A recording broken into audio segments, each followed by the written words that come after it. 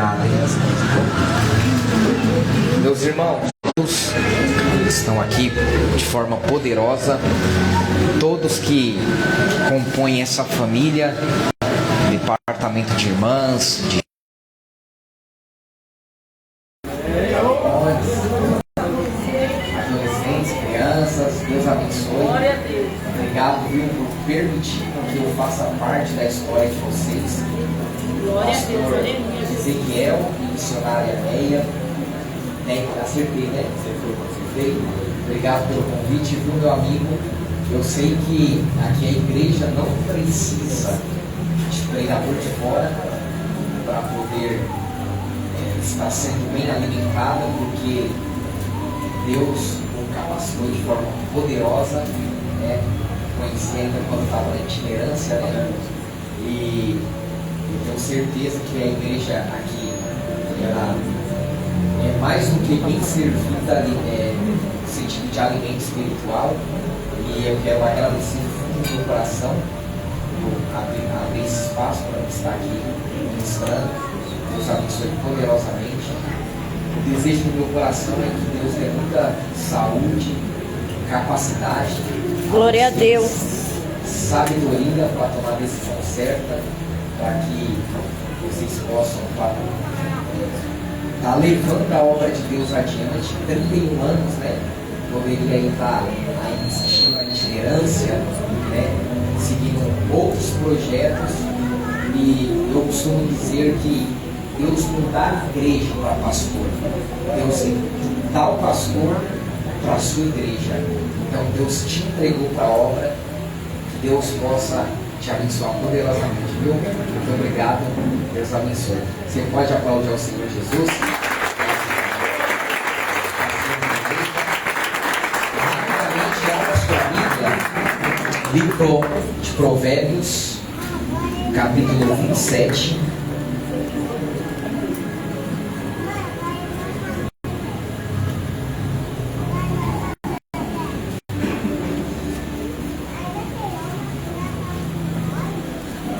Versículo 24, Provérbios capítulo 27, versículo 24.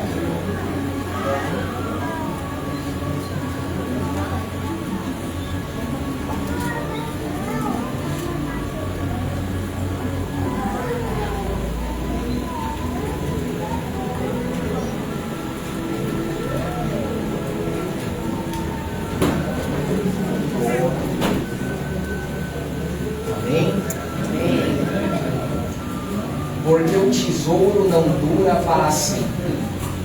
Aqui é uma pergunta sem resposta. Durará a coroa de geração em geração?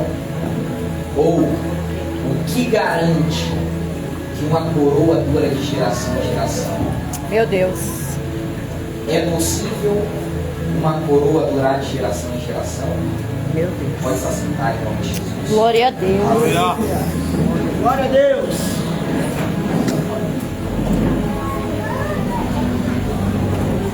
Existe algo que Deus colocou em todo ser humano que de forma imperceptível, mesmo sem a pessoa saber, ela tem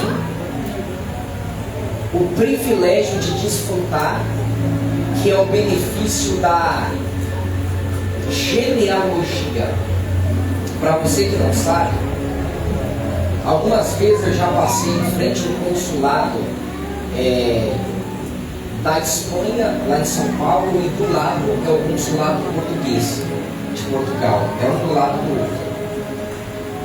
E um pouco próximo também tem um consulado, que é o consulado da Itália.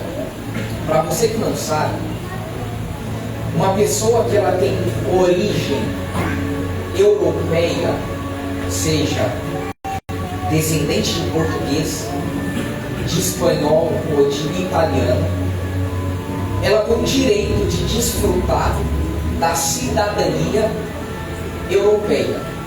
E uma pessoa, por exemplo, que ela, independente do ancestral, se ela tem alguma linhagem italiana, ela hoje tem o direito de exigir, correr atrás da cidadania italiana. E ao conquistar a cidadania italiana, ela desfruta de alguns privilégios. Primeiro, o privilégio de poder viajar por mais de 150 países do mundo sem precisar de visto, inclusive para os Estados Unidos. Para você que não sabe, existem muitas pessoas que tentam tirar o visto para poder visitar os Estados Unidos e não conseguem. E o custo é até caro hoje. A pessoa ela gasta mais ou menos quase $1.000 só a taxa para poder conseguir o visto, e às vezes ela é reprovada. O segundo benefício que a pessoa tem de ser descendente de italiano é poder estudar em algum país da Europa. Mas é muito fácil a pessoa poder estudar na Europa. É só ter dinheiro, comprar passagem, ir morar lá, se bancar e pagar os estudos. Porém, para o cidadão europeu, o custo para estudar numa instituição, numa faculdade na Europa, é 10 vezes mais barato do que para uma pessoa que não é europeu. Então a pessoa ela desfruta de alguns benefícios, como também o direito de poder residir em qualquer país da Europa sem precisar de uma carta convite. Então esse é o benefício que a pessoa tem só de ser cidadão europeu ou ter a cidadania. Na Bíblia, a questão da geração e genealogia, ela é muito forte. Eu não sei se você já teve a curiosidade de ler a Bíblia toda. Se você já teve essa curiosidade, com certeza você um dia já se deparou em um livro chamado Crônicas. E nesse livro existem alguns capítulos que só fala sobre genealogia, ou seja, fulano gerou ciclano, que gerou. E tem alguns capítulos que é pelo menos 2 a 3 folhas só falando de nomes. E fulano gerou ciclano e sucessivamente. E são nomes até complicados, né?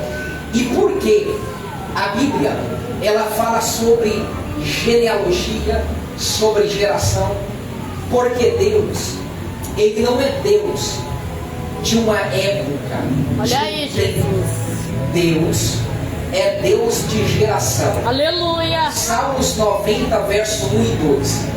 Senhor, Tu tens sido o nosso refúgio de geração em geração. Aleluia. Salmo 145, verso 4.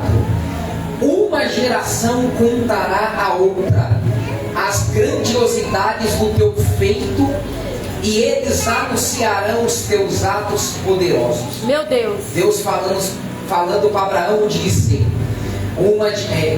e eu estabelecerei a minha aliança contigo e com a tua descendência depois de ti, por todas as tuas gerações. Ou seja, a bênção não ficou apenas sobre a vida de Abraão, mas abrangeu todas as gerações. Aleluia. Posteriores após Abraão. Então, como é que se formava para o povo de Israel uma geração? Era através de 3 linhagens: o pai casado com um filho já adulto, e esse filho casado tendo filhos, ou seja, 3 descendências. Aleluia. Para os judeus formava uma geração: o pai, o filho e o filho do filho. Mas quando você olha para a Bíblia, olha aqui para mim, por gentileza, você vai perceber algo curioso. Sempre a geração ela dava-se ao pai e o filho mais velho, nunca as mulheres. Filho mais velho, o outro filho mais velho, e assim sucessivamente. Ou seja, a figura paterna ela era muito forte e marcante nessa questão de genealogia e de geração. Logo, quando nós olhamos para esta ideia de figura paterna, vem a ideia de paternidade. E essa mensagem na Bíblia de paternidade, ela é muito forte, só para dados de conhecimento. Quando um jovem ele está na igreja, segundo os estudos, ele tem um poder de influenciar 3 a 4% da sua família para ir na igreja com ele.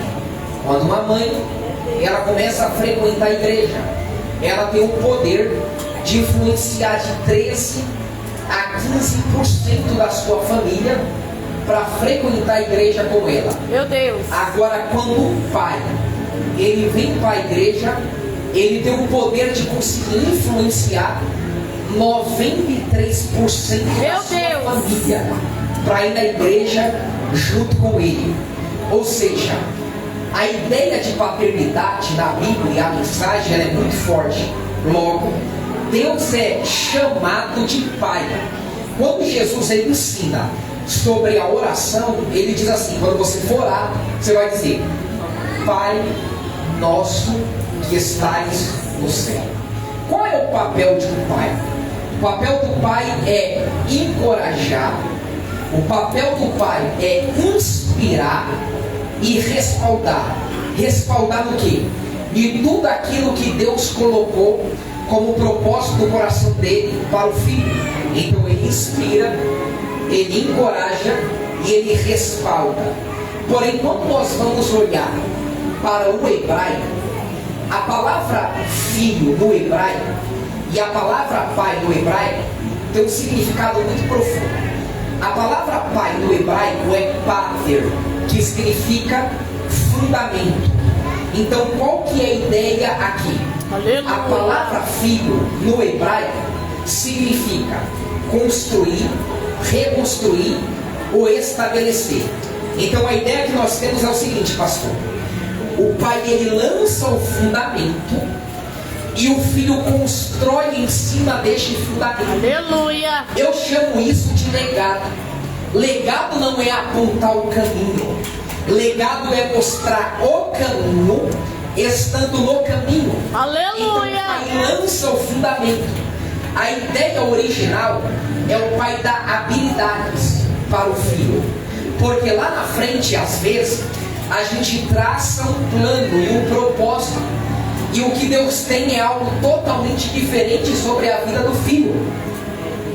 Então o pai lança o fundamento e o filho constrói em cima deste fundamento que o pai ele lança. Quando nós olhamos para o sentido espiritual, nós entendemos que Deus é pai. Ele lança o fundamento e nós temos que construir a nossa vida sobre este fundamento. Que fundamento é esse? A sua palavra. Aleluia. Quando nós baseamos as nossas escolhas diante da palavra, quando nós construímos as nossas vidas diante da palavra, a nossa vida ela vai estar estruturada. Aleluia. Olha o que Jesus disse. E Jesus falou que 2 homens, cada um construiu uma casa. Sobre as mesmas casas soprou o mesmo vento, caiu a mesma chuva. A diferença não era a circunstância, porque tanto o sol vai raiar e a chuva vai cair no telhado de todo mundo, de quem serve a Deus para quem não serve a Deus.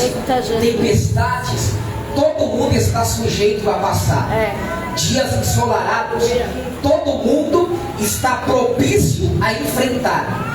A diferença de quem serve a Deus para quem não serve não é a circunstância, porque tem gente que se compara e diz: fulano não serve a Deus, não é fiel a Deus, não vai na igreja como eu vou, e porque a casa dele não está de forma desarrumada, porque a vida dele está aparentemente uma paz, e a minha, eu estou passando adversidade com os filhos, adversidade com o esposo, adversidade profissional. A diferença não é a circunstância, mas o fundamento. Meu Deus. Um edificou a sua casa sobre a rocha. É mais ou menos assim. O problema vem, a dificuldade vem, o vento sopra, meu Deus, a chuva cai, mas aquele que baseou as suas escolhas sobre a palavra de Deus, a sua casa vai permanecer inabalável. Que ele resolveu casar e as suas escolhas não foi baseado em sentimentos, porque o amor não é sentimento, o amor é inteligente. Esse negócio de dizer que o amor é cego é mentira. O que é cego é a paixão.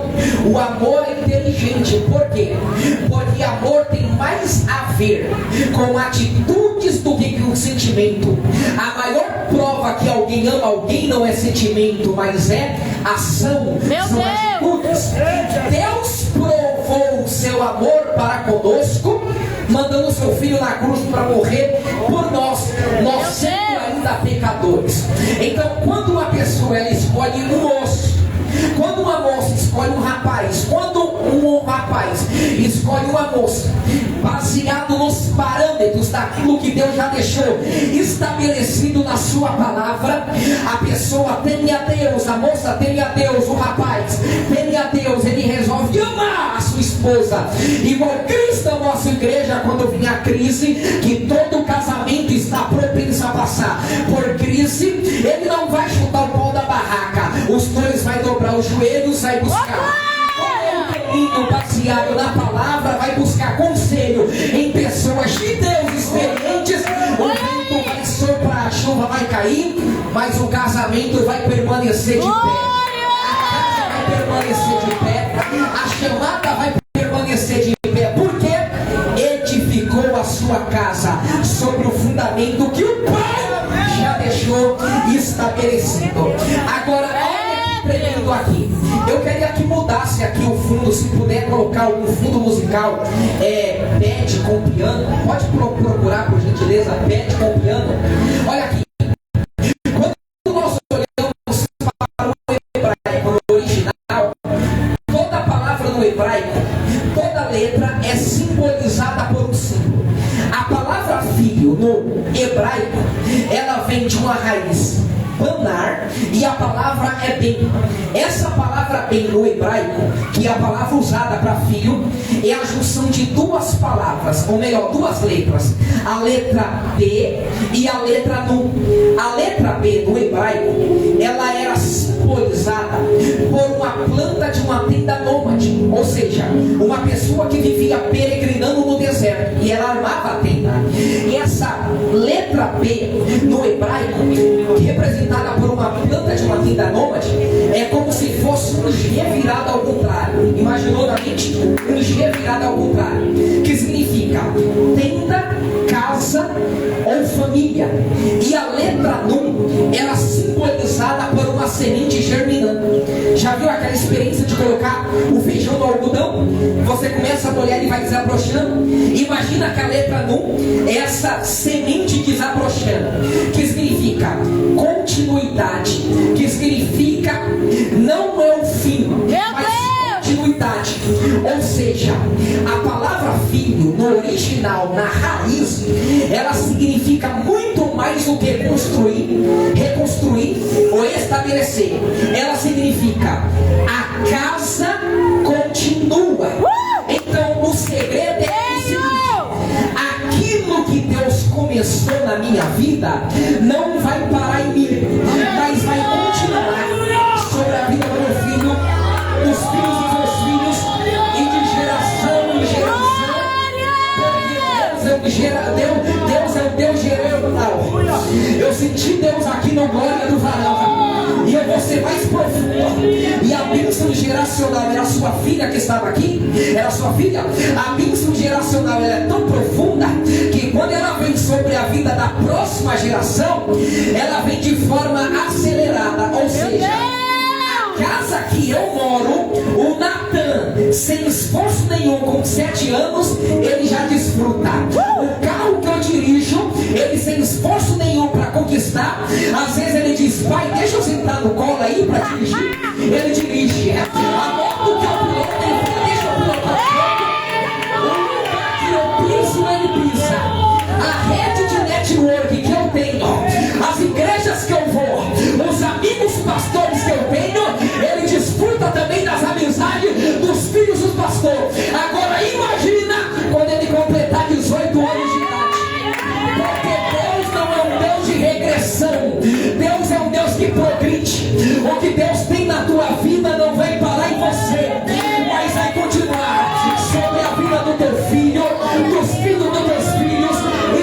geração em geração, porque Deus é um Deus geracional.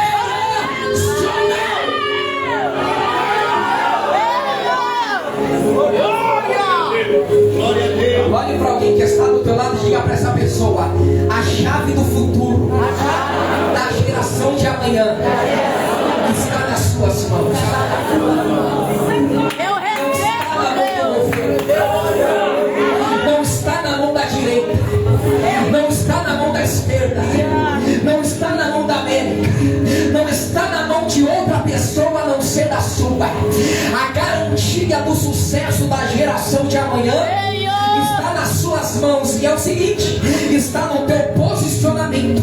Porque Davi um dia falou: eu fui moço, agora eu sou velho, eu nunca vi um justo desamparado. Não é quem trabalha muito, é justo, posicionamento.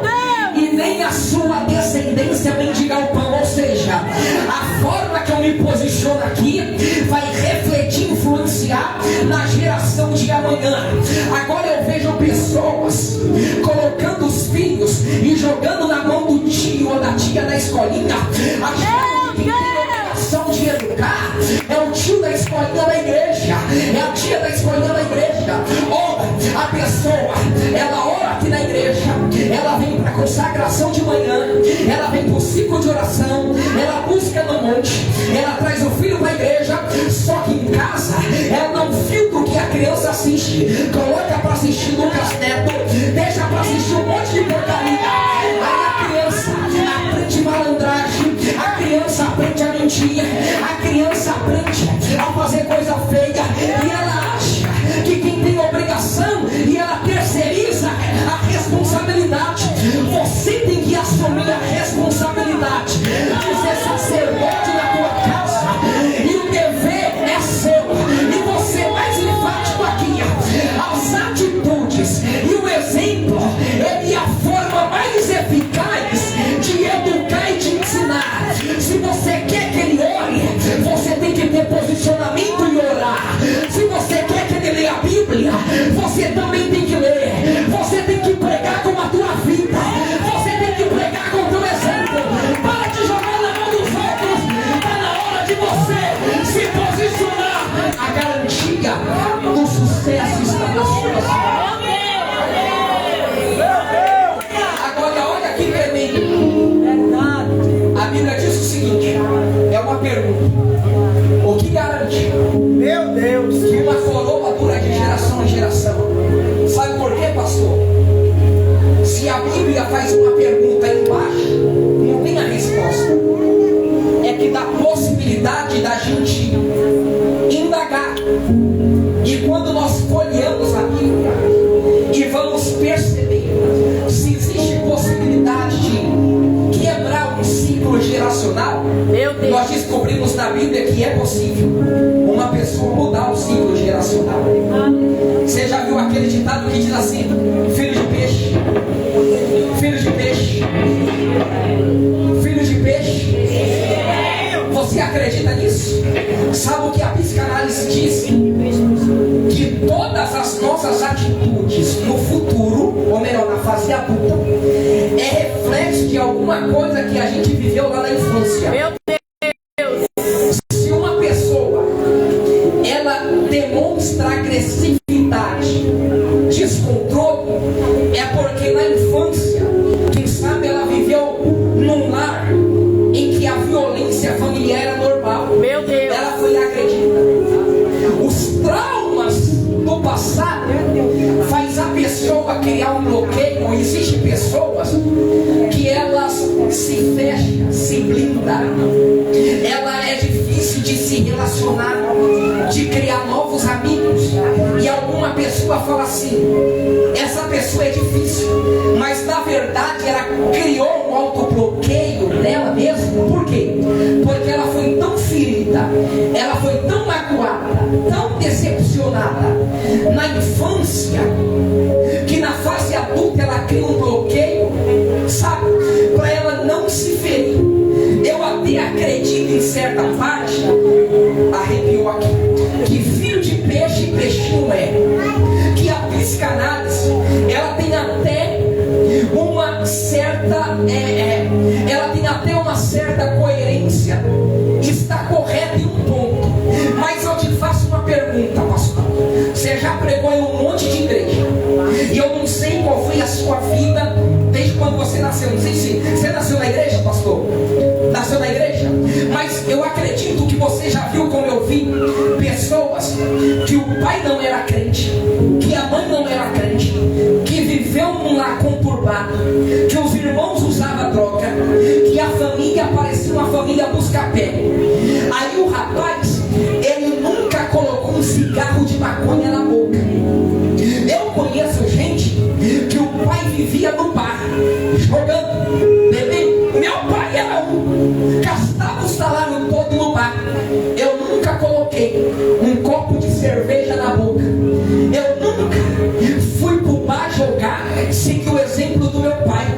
Como se filho de peixinho, peixinho é? Eu não segui o exemplo do meu pai.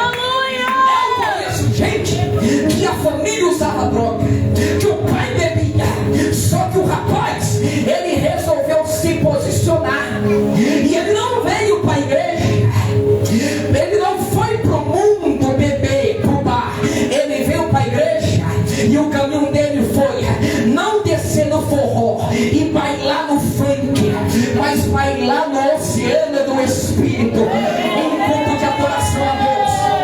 Eu tenho amigos que nunca bebeu, sabe a única coisa que colocou na boca foi um copo com um suco de uva para participar da Santa Ceia. Se filho de peixe, peixinho é, como é que tem pessoas que nunca seguem o exemplo do pai?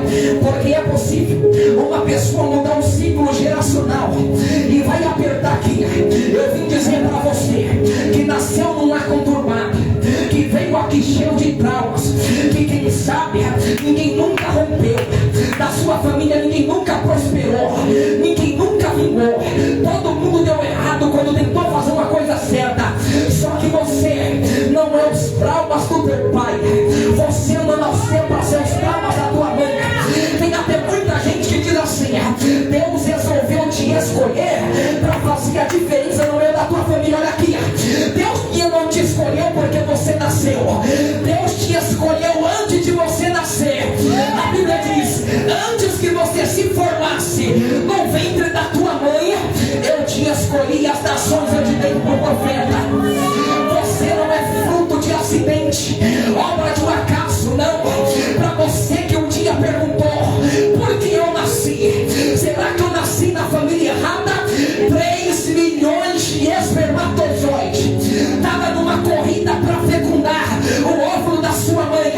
Deus apontou o dedo do céu à terra e disse: é o Ezequiel que vai nascer, é o Diogo que vai entrar lá no óvulo, é o Natan. Sabe por quê? Deus te colocou naquela família para você ser a arma secreta dele, para você ser a estratégia de Deus para mudar o rumo da história da tua família. Você sabia que para alguém ser rei, primeiro ele tinha que ter um pai rei? Ele nascia como príncipe e depois, quando crescia, ele assumia o lugar do seu pai. Só que um dia Deus colocou um homem lá na casa em Belém chamado Davi e disse: você não nasceu filho de rei,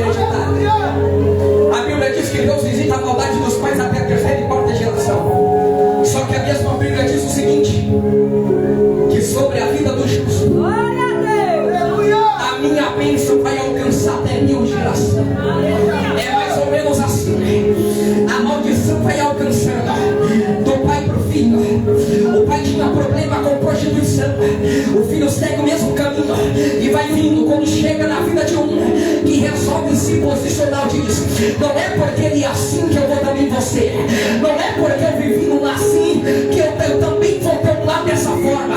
Quando ele se posiciona, eu vim dizer que a escolha está nas suas mãos.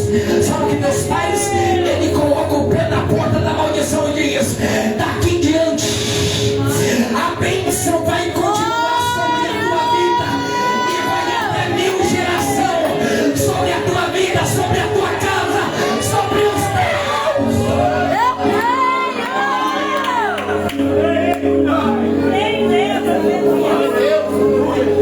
Só que tem outro lado da moeda. Existem pessoas que têm o poder de quebrar uma bênção ou interromper um ciclo geracional. Aqui vai a resposta para uma mãe que abriu mão do conforto para trazer o filho para a igreja. Colocava o colchãozinho na vigia, ele dormia, trazia no ciclo de oração, via ele cantar nos cordeirinhos de Cristo. No grupo dos adolescentes, ele cresceu, disse: eu não vou ir mais para a igreja. Tem mães que pensam: aonde eu errei? Você não errou em lugar nenhum. Simples. Existe algo que Deus colocou no ser humano que é chamado de livre-arbítrio. Ele resolveu pegar um caminho que ele achou que era certo. Só que tem um porém, mano: escolhido não tem escolha. Eu já vi existir ex-marido, ex-esposa, ex-sogra. Eu já vi existir um monte de ex-amigo, mas eu nunca vi existir ex-filho. Filho é sempre filho. Ele pode estar lá fora, ele pode estar hoje lá na boca de fumo, ele pode estar traficando, ele pode estar lá no baile. Só que filho é sempre filho. Sabe o que aconteceu? Ele nunca teve uma experiência real com Deus, porque no dia que a pessoa tem uma experiência real com Deus, é impossível o mundo seduzir ele. Quando ele tem uma experiência com Deus, as coisas do mundo não satisfaz mais ele, porque ele entende que Deus é o suficiente para ele. E se for possível, Deus vai fechar todas as portas, mas vai deixar aberta a porta da casa dele, porque e tem asa e voa.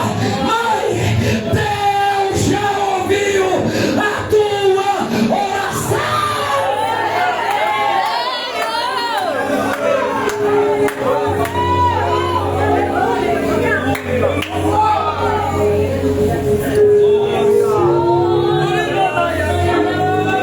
Só que existe outro ponto aqui que eu quero aqui falar. E para quem nunca teve uma representação paterna em casa, eu já vi gente ouvindo o pai: se você for preso, eu nunca vou te visitar. Se você engravidar, você vai cuidar dessa criança sozinho. Meu Deus. Quem sabe te faltou um dia, uma boa noite antes de dormir, uma mão estendida quando você estava caído, e você, em vez de ver uma mão, você viu um dedo para te apontar.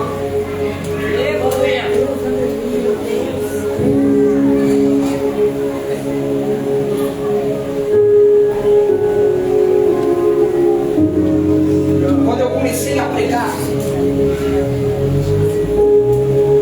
eu tinha um sonho no mundo. Eu nasci na igreja, me afastei com 9 anos. Com 13 anos eu voltei, aí eu voltei muito. E eu tinha um sonho, e eu não quis seguir esse sonho. Eu nasci num lar muito difícil, muito conturbado. Meus pais nordestinos. Meu pai, ele pegou a época da palmatória. E às vezes a pessoa recebe uma criação de um jeito e quer passar a criação que ele recebeu dos filhos. Só que hoje as coisas mudou. Os jovens hoje são mais fracos emocionalmente do que a geração passada. Você proíbe de fazer alguma coisa, o jovem já fica com sintomas depressivos. Tem gente aqui que eu estou pregando que veio com a mão na frente ou outra atrás, lá do Nordeste.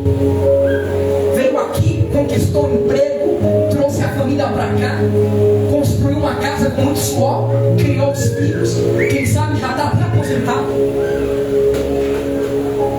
Você recebeu uma criação dura, e às vezes você passou para o filho, e o teu filho não entendeu, achou. Sabe por quê? A maior causa de desmotivação é a falta de reconhecimento. Você quer desmotivar alguém, não reconhece o trabalho.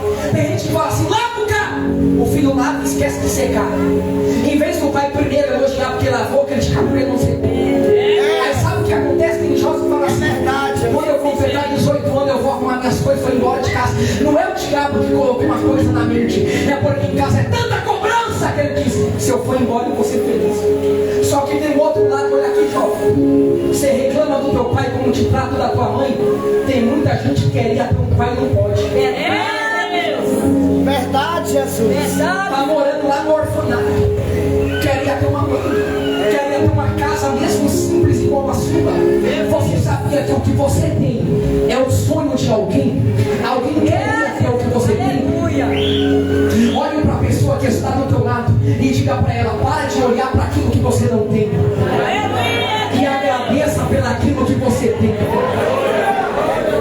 Quando você reclama pelaquilo que você não tem, você está desprezando aquilo que Deus já colocou na tua alma. Sabe o que é isso? É ingratidão, é ter não valorizar. E o melhor remédio para curar a ingratidão é a perca. Não espere perder para valorizar.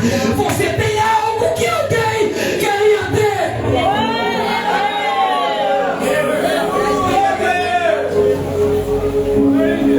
Eu já apanhei com cabo de vassoura, Meu Deus.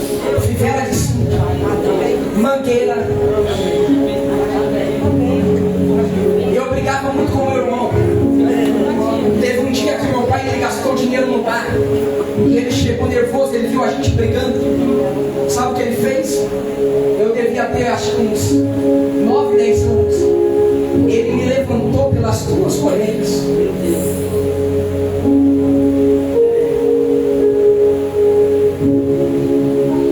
Eu vim para a igreja e achei que tudo ia ser lindo e maravilhoso. E isso não é desrespeito, não pedir bênção. É questão de costume. E o pessoal nordestino tem um costume de pedir bênção. E enquanto eu morava na casa dos meus pais, eu pedia a bênção todo dia para ele. Depois que eu comecei a pregar com 13 anos, que eu abracei o dom de Deus, o meu pai, ele não me respondia. Ele esbarrava em mim.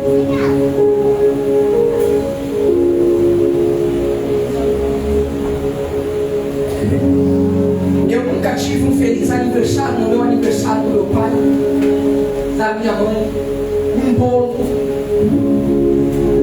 Eu guardei em mim os traumas, pastor, que até um tempo atrás eu tinha dificuldade de receber presente, até hoje também. A minha esposa me falou um monte. Esses dias um amigo meu que mora na Indonésia, ele veio para cá e ele trouxe 2 presentes para mim. Só que uma camisa ficou muito grande em mim e não dava para ajustar, porque era uma camisa de um time de futebol do jogador estrangeiro mais famoso lá do país, que levou ele para lá, e não dava para ajustar, senão ia cortar o número. E depois de um ano eu falei, dá para alguém, e eu devolvi o presente. Mas eu desenvolvi um trauma de ter uma resistência com o presente. E eu hoje, se alguém me der presente no meu aniversário, é a bênção. Então também, porque passava em branco. No dia dos pais, eu falava que tinha agenda, eu mentia, porque eu não aguentava ver as homenagens. No final do culto eu ia pro monte chorar. Eu não tinha muita condição de ganhar, de comprar livro. Quando eu ganhava, eu colocava em cima da mesa. No outro dia o livro estava rasgado dentro do lixo. Uma vez um rapaz falou assim, vamos ficar 3 dias no monte, a primeira vez, orando e jejuando, só bebendo água. Eu falei, vamos. Passei a noite. No outro dia, o esposo da minha irmã foi me buscar e falou, seu pai mandou você pegar o rumo da sua vida se você descer. Eu tinha 15 anos. Quando eu cheguei em casa, as minhas roupas estavam em sacola de supermercado. Para onde eu vou com 15 anos? Eu Eu fiz um monte de campanha para Deus salvar o meu pai. Lembra do missionário Davi Miranda? Ele tinha um programa na rádio, A Voz da Libertação, que era a oração da meia-noite. Quantas vezes eu ligava o som e fazia a campanha? Eu não fiz uma semana, era 8 meses orando. Eu gostava de orar muito, sabe? Eu ia muito pro monte. E eu não entendia, porque quando eu chegava no público, Deus salvava pais de jovens, filhos de obreiros, e alguém batia no meu ombro e falava assim: seu pai deve ter muito orgulho de você. Mal sabia eles que meu pai tinha vergonha de mim, porque eu não tinha igreja. Eu nunca bebi, nunca usei droga. A minha esposa é a primeira mulher da minha vida. A gente esse ano vai completar 15 anos de casado. E quando eu chegava em casa eu não tinha um reconhecimento. E eu me sentia, sabe o quê? Um lixo. Eu já pensei em fugir de casa. Achei que a minha vida não tinha sentido. Eu sempre quis casar cedo e ter filho, para dar tudo aquilo que eu não recebi. E olha como são as coisas. Quando a gente começou a conversar sobre filhos, quando ela engravidou, o médico falou que ela tem um problema no útero, que é chamado útero de Delfo. É dividido no meio, como se fossem 2 úteros. A criança, o Natan, ele ficou literalmente desse lado aqui, a barriga meio torta. Aí de 2 opções: ou nasce prematuro, ou dá morto. Teve um dia que eu estava em casa, a minha mãe me ligou e falou assim: Moisés, vem aqui, seu pai está alterado. Eu cheguei na casa dela, meu pai estava discutindo com ela, eu fui separar, ele estava com a mão no pescoço, pronto para bater. Como eu já tinha visto o meu pai dar soco na minha mãe e ela cair desmaiada, e ela trabalhar com o olho roxo, eu falei: não vou deixar acreditar. E eu intervi antes de acontecer qualquer coisa. Eu imobilizei ele. Quando eu soltei ele pegou uma faca, eu saí correndo, eu pulei a laje, subi a escada da garagem, pulei a laje. Eu fui para casa e eu falei para minha esposa: a gente vai embora. Você vai arrumar as coisas, a gente vai para qualquer lugar do Brasil, mas eu não fico mais aqui, porque Deus faz na vida de tanta gente, mas não faz, tá? Comecei a chorar. Eu sempre tive 2 números de telefone. Sempre. Eu sempre tive um telefone de agenda e um telefone particular. Eu estava chorando no chão do banheiro, meu telefone particular, e tocou. A minha esposa atendeu e falou: oi, alguém de outro país está falando meio bolado. Eu olho, DDD 24, região serrana do Rio. Quem está falando? É a irmã chilena, que quando você vem pregar aqui, você sempre ora por mim. E eu falei: irmã, quem te passou esse número? Ela falou: pastor, eu estava orando pelo senhor. E eu falei para ela: olha só, esse telefone não tem CD. Lembra a época dos DVD? Não tinha DVD. Esse telefone ninguém da sua igreja tem, ninguém da cidade tem. Seu pastor não tem esse número. Ela falou: pois bem, eu estava orando e Deus mandou eu orar pela sua vida. E Deus falou: pega o telefone e liga para o meu servo. Hoje eu sei quem passou meu número para ela. E ela começou a falar línguas estranhas e ela disse: desfaz as malas, você não vai para canto nenhum. Enquanto eu estava orando pela sua vida, Deus me dava uma visão. Eu vi uma mesa muito grande, e nessa mesa tinha uma Bíblia muito grande aberta. No centro da mesa um banquete. A sua filha, ou melhor, sua esposa, com um bebê no colo. E esse menino vai trazer muita alegria para vocês. Do outro lado da mesa, um homem de terno e gravata, com as 2 mãos levantadas, chorando muito. E você também do lado dele chorando. E Deus manda te dizer: conta 7 dias, porque Deus está entrando no meio da tua família. Ele vai arrancar o coração de de pedra de uma pessoa e colocar um coração de carne. Ele está fazendo um reboliço no meio da tua casa, e Ele vai fazer algo grandioso. E o tempo de cantar chegou no meio da tua família. Quando deu 6 dias, eu estou me arrumando para poder pregar no congresso. O telefone toca com SMS. Moisés vem aqui em casa, eu não sabia quem era. Eu pego o telefone e ligo, era o meu pai. Olha aqui, eu liguei para ele e falei: eu não posso hoje que eu vou para a igreja, mas amanhã eu estou indo aí na sua casa. Quando eu cheguei no domingo à tarde, ele estava pintando a sala da casa dele. Eu me lembro como hoje, ele sentou num sofá de 3 lugares e pediu para me sentar na outra ponta. Ele abaixou a cabeça e disse: eu quero que você fale tudo que eu fiz você passar, tudo que dói do seu coração, que te magoou até hoje. Eu não vou mentir não, irmão. Passou um filme na minha cabeça. Eu me lembrei quando ele me batia, quando eu subia da igreja e ele no bar jogando de esquina. Os amigos dele falavam: seu filho vai virar anjo. Se o meu fosse para a igreja igual o seu vai, todo dia era uma surra que ele levava. Eu me lembrei às vezes que eu queria um abraço e um feliz aniversário, eu não tinha no meu aniversário. Eu me lembrei as surras que eu levava de todo tipo de objeto. Eu me lembrei quando eu chegava da igreja e ficava sentado na calçada e não queria entrar para dentro de casa porque eu falava: a alegria acabou. Passou um filme na minha cabeça, mas eu me recordei de algo que o Evangelho me ensinou. Não existe arma mais poderosa do que um gesto de amor e um gesto de carinho. Pastor, eu pulei para o lugar do meio, eu abracei o ombro dele, ele de cabeça baixa. Eu falei: pai, eu te amo e ninguém mais do que eu quero mudar esta situação.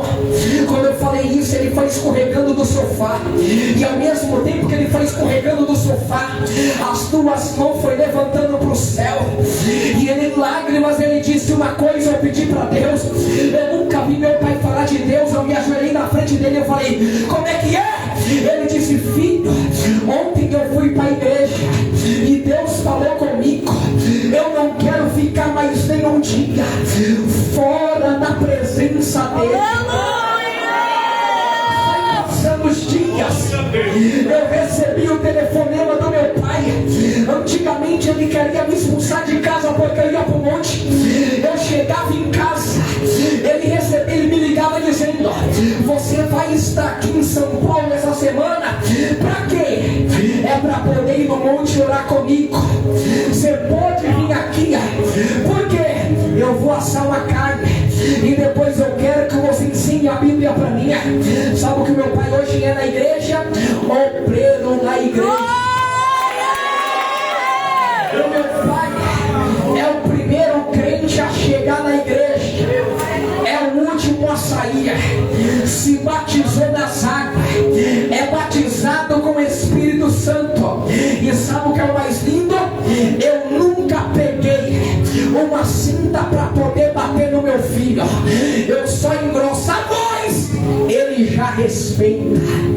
Eu nunca agredi a minha esposa, porque não é porque eu vivi na minha casa dos meus pais que eu vou levar sobre a vida dos meus filhos e eu vou levar esse trauma.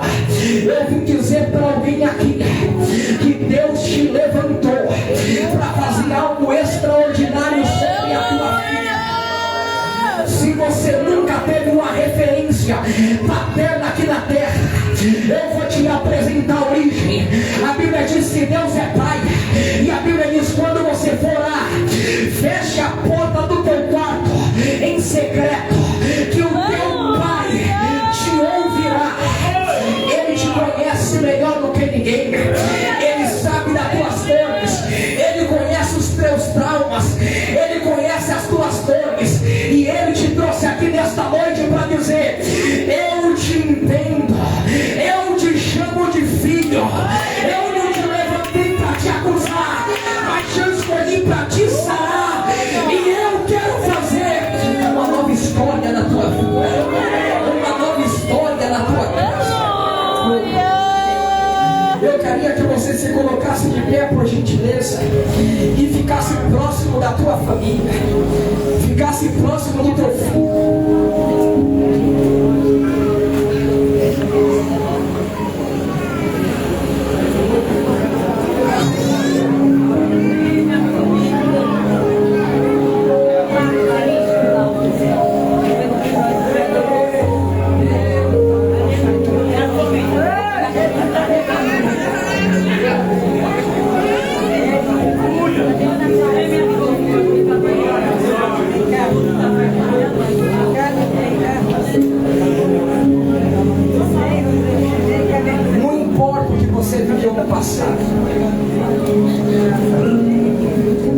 Os tiros errados que você tinha,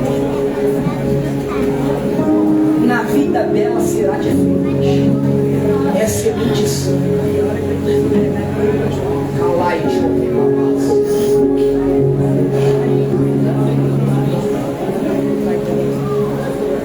Aquilo que me faltou, Deus preencheu. A profecia que ouvi, que Deus estava descendo na minha casa,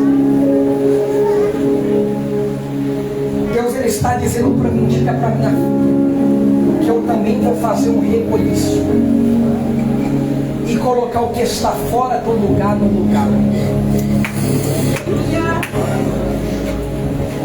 Você não nasceu para ser infeliz. Deus te cura e Ele te abraça nesta noite. Calamanto rebalaçou talamaia.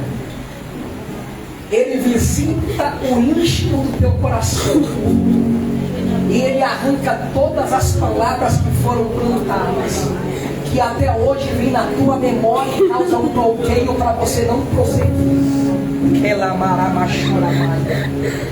Eu estou sentindo Deus aqui.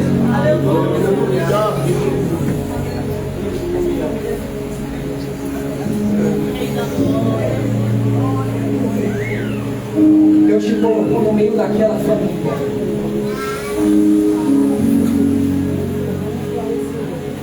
Como estratégia.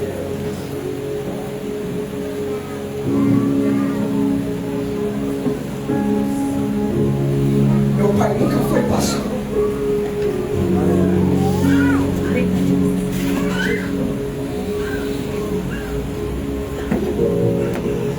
Minha mãe crente, mas nunca foi dirigente de ciclo de oração. Com vários traumas, ela sempre falava palavras para tentar inibir o meu crescimento, porque a pessoa dá aquilo que ela tem. Eu entendo dos traumas que ela tem.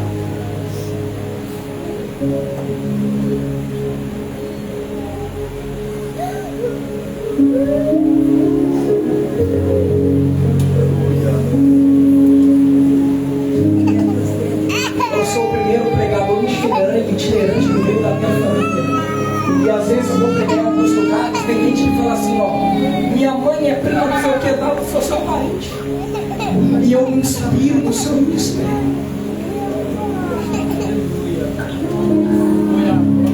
Se você agarrar essa mensagem, jovem, Deus vai pegar nas tuas duas mãos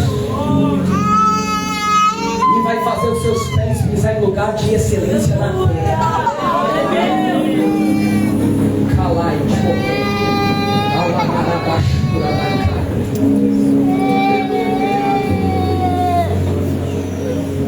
Deus vai quebrar aquilo que não dá certo e você vai ser o primeiro a prosperar de verdade. E Deus vai te levantar como cabeça. Jesus, aleluia.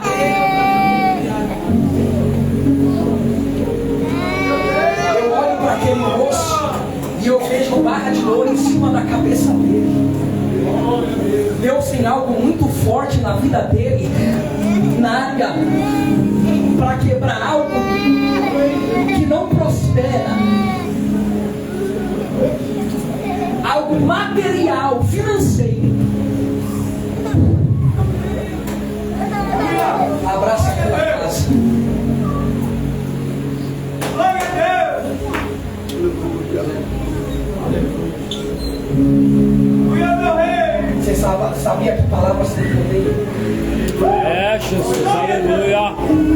Eu já vi uma pessoa da minha casa olhar para a filha e dizer assim: sua filha vai comer o que? Engravidou do segundo filho depois de 11 meses que tinha dado a luz. Ao primeiro, depois de 11 meses já estava dando a luz ao segundo. Sua filha vai comer o que? Vai comer terra. O filho mais velho, pai, nunca quis isso. Só que a filha mais nova, quando começou a engatinhar, o quintal era de chão batido, ia na terra, passava a mão e passava na boca. Sabe por quê, pastor? Palavras têm poder. Toda palavra é uma semente, toda semente tem uma carga genética. Eu estou pregando para a águia aqui. Aleluia! Mas tem alguns que acham que eu perdi. Sabe por quê? Ouviu palavras que você não ia longe, e a semente está guardada no coração. Hoje Deus vai dar arrancada. Varão, fale palavras de vitória para o teu esposo, para a tua esposa, para o teu filho. Mesmo que ele não acredite, acredite nele. Uma pregação como essa, o diabo se levanta, sabe por quê? Eu não sei o que pode acontecer comigo quando eu voltar para casa, porque quando a gente fala sobre família, o diabo fica furioso. Aleluia. Destruiu família, acabou a igreja. Glória a Jesus. É de Deus. Aleluia. Amanhã, se você não for trabalhar no domingo, prepara uma mesa no café da manhã. Abra a Bíblia, a sua boca de sacerdote. Comece a falar de Deus, né? Vamos fazer uma oração aqui. Coloca a mão na cabeça do teu filho. Glória! Profetize para ele. O diabo nunca vai ter o privilégio de chamar ele de cavalo.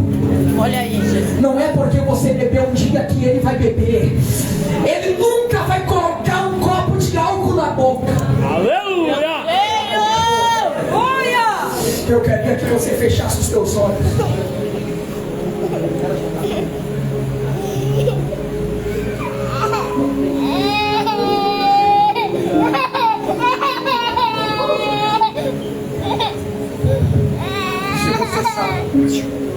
Se você sabe que o seu marido não teve a presença paterna,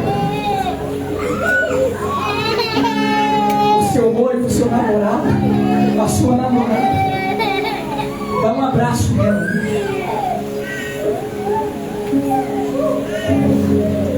Diga: Deus te ama. Aleluia! Aleluia, Rei. Obrigada, Jesus. Deus vai te fazer mais forte do que esses traumas. Eu creio. Olhos carnais fechados e olhos espirituais abertos. Eu podia pregar qualquer outra mensagem aqui. Era essa, Jesus. Eu vi que o povo aqui é do mundo, e eu gosto também do mundo. Glória a Deus.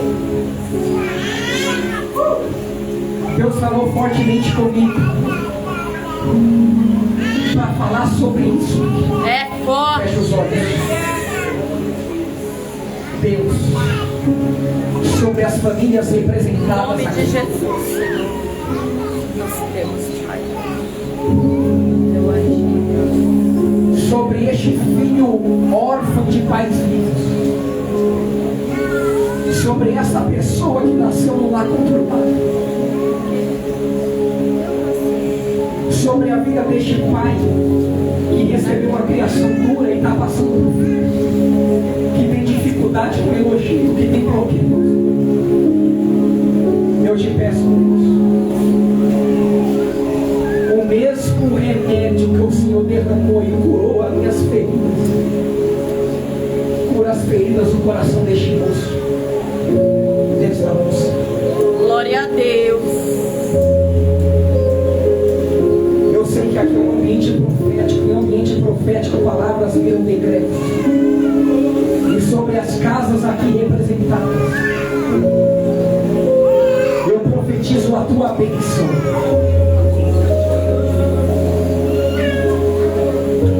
Sobre os negócios, no ministério, o que estava parado vai começar a andar. Ela vai te calabaria. O medo de vencer caiu hoje na mente desta pessoa.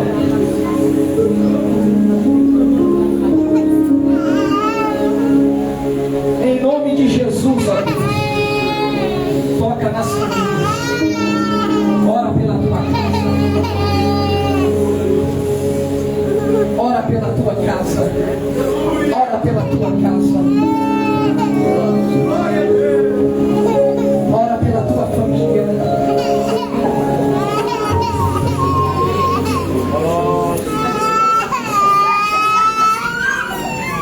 Ora pela semente santa.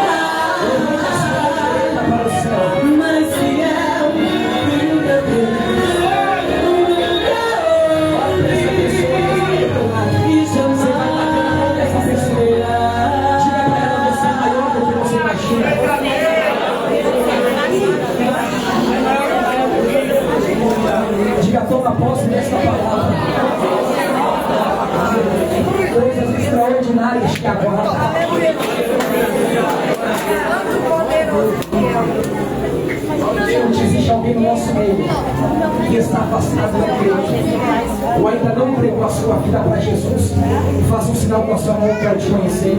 Você que entrou aqui está afastado, existe alguém do nosso meio?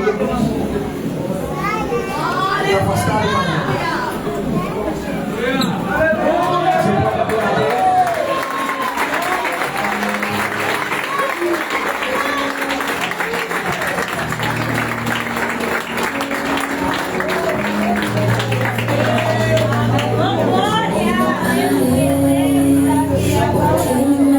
Você pode adorar a Deus?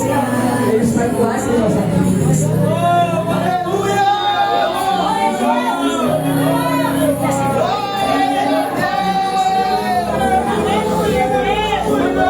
Você que vem para a igreja ainda não entregou a sua vida para Jesus. Eu não estou preparado, pastor Diego. Nunca vai chegar o dia para se preparar. Porque um aviso chega o outro. Sabe o que Deus quer? É um passo seu. Porque quem vai te libertar é Ele. Cadê a segunda vida?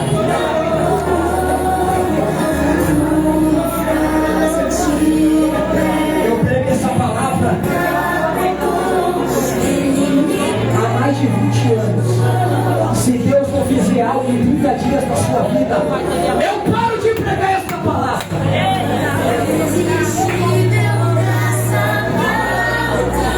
Aplauda o Senhor Jesus.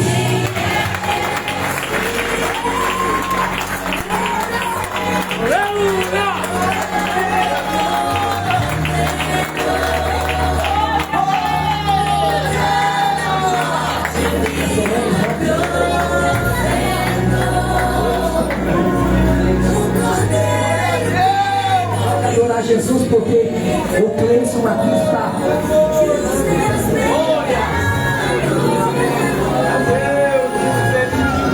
É você mais ousado aqui. Cadê a terceira pessoa? Eu vou dizer novamente, nunca vai chegar o dia para vocês dizer assim, eu estou preparado. Ele quer um passo seu. É só uma atitude sua. Você com as suas forças você não vai conseguir. Quem faz a obra é o Espírito Santo. Mas eu preciso, a Bíblia diz que aquele que confessa publicamente, Deus confessará diante do Pai. É só uma atitude sua. Cadê a terceira vida?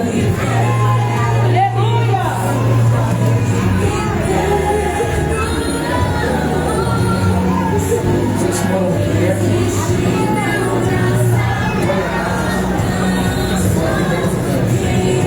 Está vendo esse homem bonito aqui? A partir de hoje vai ser o seu pastor. E essa vai ser a sua igreja. Tem coisas que mudam de forma imediata. Tem coisas que são um processo. Toda ferida aberta, um dia vira cicatriz. E vai ficar lá. Sabe cicatriz?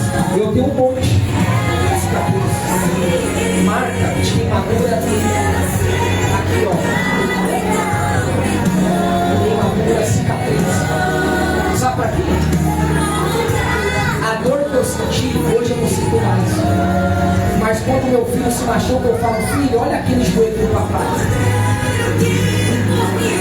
Toda ferida é um propósito. Para Deus usar vocês para curar alguém que vai passar pela ferida. Vocês passaram de hoje Deus está jogando o passado no mar do esquecido. Amém.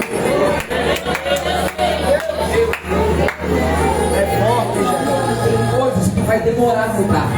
Tem coisas que vai ser gradual. Não pense que é Deus virando as coisas, é um processo. Amém? Pastor, ora por eles aqui. Deus, vamos colocar agora. Você consegue orar por eles agora? Senhor Deus e Pai, te apresento, Senhor, agora diante do teu altar. Que a mesma graça que nos alcançou, que possa alcançar a vida deles agora. Eu sei que a fase não é boa, mas eu creio que o teu nome será glorificado. Em nome de Jesus. Amém. Quem crê?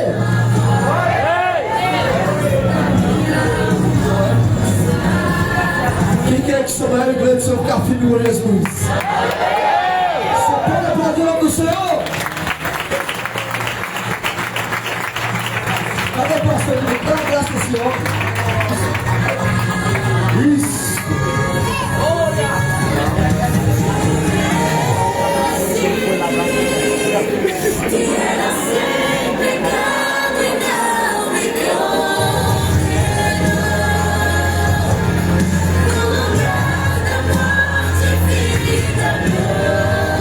Só tem uma palavra, irmão, para dizer: nós estamos em uma grande obra e não podemos parar. Os jovens vão voltar para o altar. As tribos serão arrancadas da mão do maligno. Sabe por quê? Porque Cristo ainda salva, Ele liberta, Ele transforma e leva para o céu.